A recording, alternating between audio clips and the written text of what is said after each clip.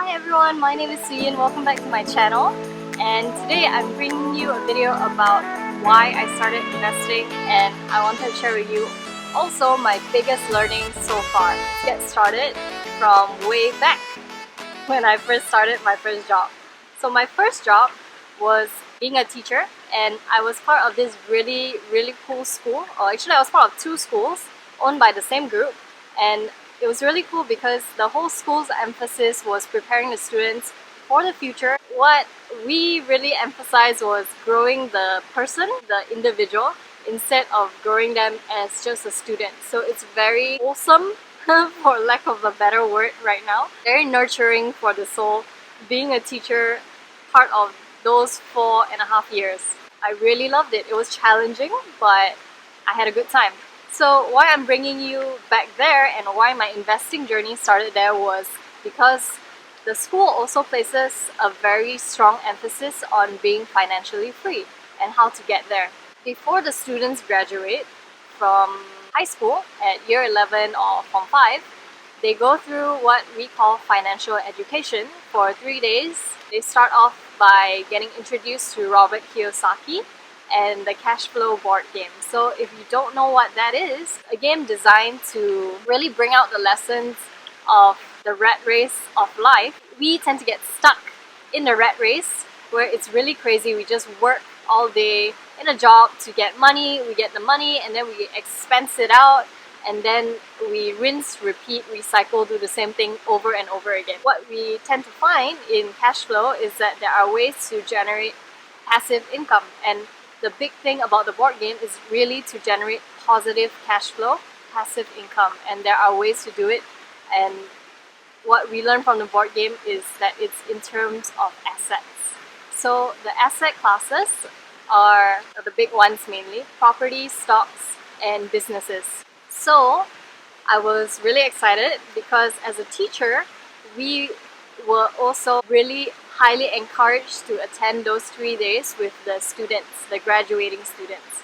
And those 3 days really blew my mind. It opened up a whole new perspective, and I feel like in high school, in university, I was kind of like going through the motions, not really sure of what I was doing because it felt like I was just following, the formula of what everybody has been saying to society, where we go to school, then we go to university, then we get a job, and then we climb the ladder and we get better pay in order to afford more things in life and in order to have a happier life. So what happened was, after those 3 days, I got really excited about assets, and I was like, yeah, I'm gonna get all the asset classes, I'm gonna be really good at this, I'm gonna have a crazy amount of passive income so I can become financially free. And I was very idealistic at the time. Then came the harder parts of actually learning. I realized that I needed assets, and before I could get those assets, I needed to do the homework.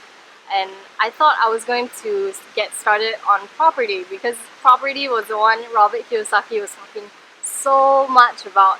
And he had all these calculations with a mortgage of 90%, and then you get a rental yield that is high enough to cover your mortgage. You are cash flow positive, and then you like this kind of income. So I was very idealistic, and at the same time, my behavior didn't change. I didn't spend extra time out of my day to look for properties that could do that for me. So that was my fault. I just expected it to be served on a silver platter to me. So obviously nothing happened there. I didn't suddenly become positive cash flow property tycoon. It did not happen because I did not put in any work. So I was like, okay, what else is there? And stocks were one of the asset classes that I just knew nothing about.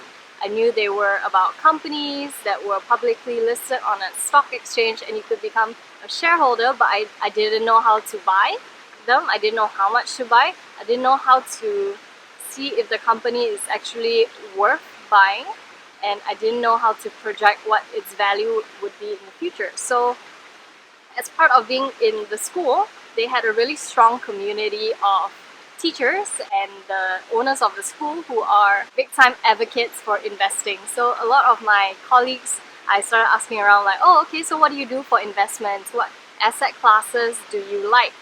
And a lot of them are property investors, so I thought that was really cool. And a small number of them are actually stock investors, and some also do foreign currency trading, and some are actually business owners as well.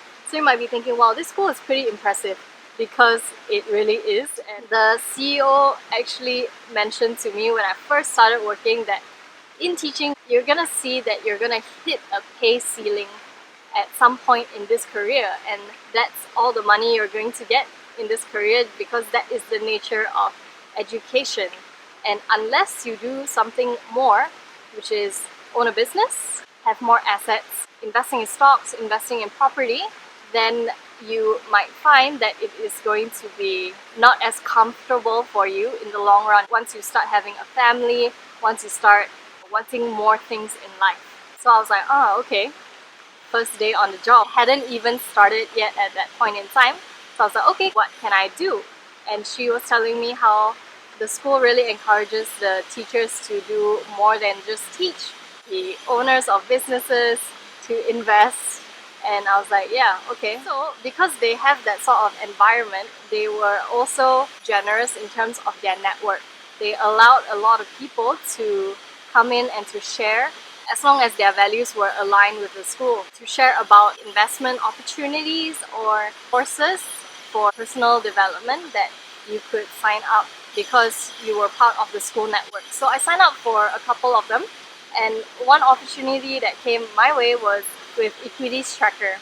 And Equities Tracker is a professional business that specializes in data of a few different stock exchanges, but they started with Bursa Malaysia, so they have a lot of data that they have harvested over decades, and they use this platform. They also have an education arm that teaches us how to use this platform. I signed up with Equities Tracker, and at first I was like, ooh, that is a whole lot of money to be putting into this stock course. But I was thinking to myself, if I were to learn stocks just by myself, it might take me way longer. There is really a lot of ways to invest in the stock market. You could be a trader, you could be a long-time value investor, so it really depends on what your preferences are and whether they suit your personality or not. I decided to jump in and learn and pay for the course with my own money, so I paid with installments. I did the course for about a year, and I learned that I really like learning with Equities Tracker because they make things so simple. They gamify their lessons where they can. And imagine gamifying accounting and investing, psychology, or concepts, right? I really like learning from them, and they really know how to teach, and they really know how to engage with us. Alright, so I've learned all of this. When am I executing? It took me about a year after the stock course when I actually bought my first stock. And when I bought my first stock, I was still confused because I was like, oh, am I doing the right thing? Is this too much? Did I buy too little? What is my vision really? So that's when I really started to dig deeper, where I realized it's actually a lot more work that we need to put in other than just learning concepts and learning knowledge. I realized I had to work on myself as well. During this entire process, I realized that I needed to work on my mindset, where I talked about not doing anything, not doing the homework necessary in order to achieve the assets and the positive cash flow that I really wanted. I needed to change my mindset into, I can do this, and in order to achieve the things that I wanted to, I needed to put in the work. Hi everyone, it was way too hot outside, so I changed spots and we are back in the air-conditioned room. I wanted to tell you about my biggest learnings, and there are three. And the first one would be that everything has a price. I'm not just talking about monetary terms. That price would be very different depending on where you come from, your family background, the people you know, and the kind of mindset that you are in currently. I learned that I had to pay a price, and that price would be in terms of I wanted to get to positive cash flow, passive income, additional income stream. And I needed to pay the price of learning how to change my mindset. And my mindset at that time was very young. So I was in my first job, and what I like to do was I still love to spend money. I still love to spend money now, but I have changed my habits. So I realized that my expenses were really high, and I was spending a lot of money on shopping. So I love clothes, I love shoes, I love accessories. I was just spending a whole lot of money on buying clothes that I actually don't really pull out from my closet that often. So I realized I needed to adjust my habit and not to indulge myself too much in that shopping habit. So I cut back a lot on that. Additionally, I had to pay the price to learn how to invest in stocks, because if I didn't pay that monetary price, it would have taken me longer to learn the lessons that I have learned. I don't even know whether I would have learned the same lessons as I did if I self-studied or self-taught how to invest.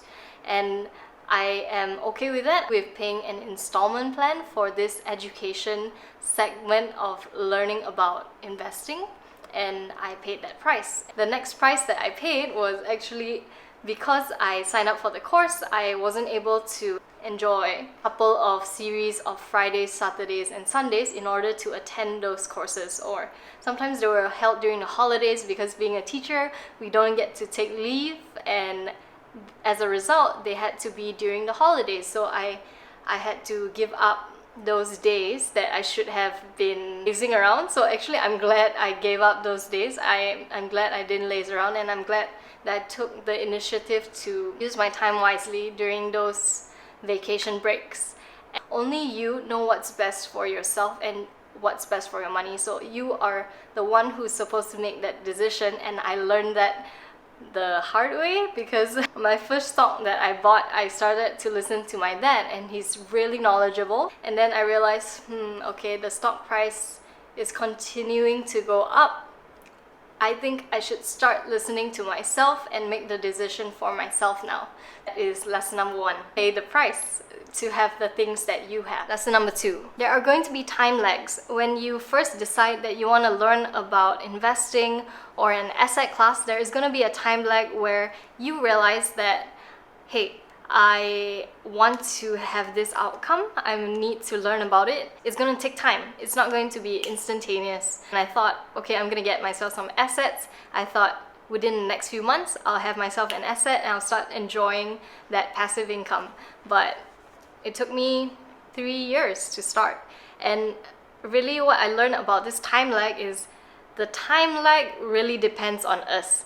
I did not give myself a cutoff time where I put it in my schedule. In order to learn about property, I need to start looking and start visiting some potential properties, right? I didn't do that, and I didn't set a time limit where, okay, I want to learn about stocks in this topic, and I'm going to learn it by this date. So when we don't set a time frame, we allow it to drag, and whatever time frame we give ourselves, we're gonna work within it. If you want to do something, place urgency, put a false deadline, and trick yourself into thinking, I need to achieve this by this date. If not, you will just allow time to drag as well. The last thing, in this journey of investing, I had to learn a lot more about myself and to understand myself. A lot of times when I bought a stock, I would realize I had some emotional patterns. So there will be more turmoil or more dialogue going on in my head, internal dialogue, when people who I really look up to started telling me their opinions about a particular company. I needed to regulate those emotions so that I wouldn't do something I would regret, like start selling off the stock because of my emotional patterns. And also I realized that my mindset was not really good when I first started to learn about financial freedom. I thought it would be easier, and I thought I wouldn't need to put in much effort, so I didn't change my habits back then. And when I realized that I had that sort of mindset of not working to achieve the things that I really want to achieve, I had to shift. And when I shifted, then I started to see more results. In the process of learning to do something you really like, you will start to really understand a bit more about yourself, and I think that is a really cool thing. So the takeaway is, 1, I learned to pay the price. 2, there are time lags when we intend to do something, so set a time frame so we can achieve them faster. And 3, What I'm trying to say here is enjoy yourself in the self-discovery process whenever you decide to do something, or even if you don't decide to do anything, discover something about yourself that you don't already know, and that will actually enable you to lead a more intentional life, and maybe things will improve as well. I'm a big sucker for spirituality and personal growth, so yeah, there you have it. And I hope you learned something new today and learned something new about me too, and I'll see you in the next one. Bye!